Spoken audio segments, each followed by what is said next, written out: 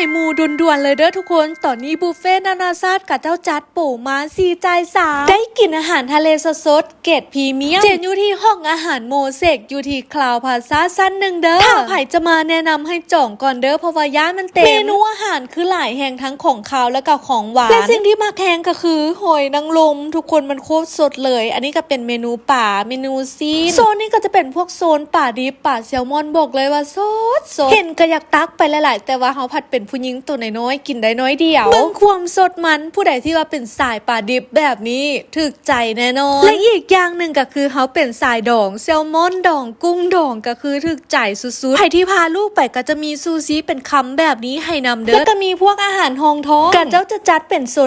นไปรสชาติอาหารคือบ่ต้องว้าวถึงเลยเพราะว่ามันแซ่บแน่นอนนอนระดับหงแหมหรูพวกสปาเกตตี้เขาก็สามารถรีเควสกับพนักงานได้เนาะว่าเขาอยากได้ซอสแบบใดแล้วก็มีอาหารเบาๆมีสลัดมีอย่างสามารถเลือกกินได้ตามใจมาโฮดหอยนางรมกับกินโซจากบาทนึงเขาก็มูกินคนละ3 โตความสดของอาหารยกไข่บอลนี่เลยกินข้าวแล้วก็ต้องกินหวานมาที่โซนของหวานเนาะโอ้โหล้านตาเขาคิดว่ายูนี่ก็ขึ้นซื้อเรื่องของหวานคือกันเพราะว่ามันมีหลายเมนูแล้วก็มีรสชาติแปลกใหม่ที่ว่าแซ่บจนเสียงออกปากแบบบ่คือไผเบิ่งจบแล้วก็สวนหมู่มาเด้อห้องอาหารเพิ่นจะเปิด 6:30 หา 9:30 ไปละบ๊ายบาย